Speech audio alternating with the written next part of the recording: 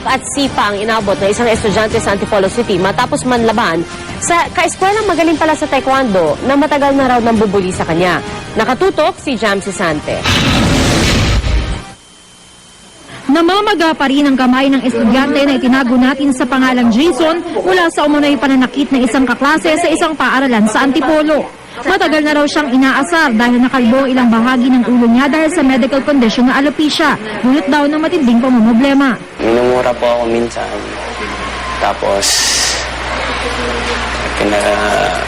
marami pong sinasabi. Hindi ko din po alam kung bakit galit sa akin po yun.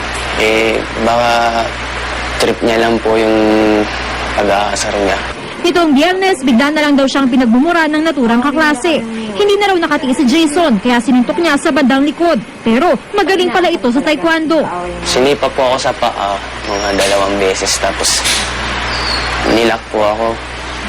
Tapos yun, sinusuntok po ako marami sa mukha. Ayon sa tiyahin ni Jason, iika-ika ang pamangkin nang iuwi ng 2 kasamahan. Doon lang daw niya nalaman na matagal na pala pinag-iinitan ng kaklase ang pamangkin na di naman anya pala away.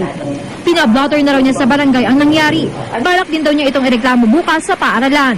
Gusto ko lang naman is hindi na maulit sa iba. Siguro ito lang sa pamangking ko, ito yung way na hindi madagdagan pa ng kaso na magkaroon pa ng ganyan. Jamsi Sante, Nakatutok, 24 Oras.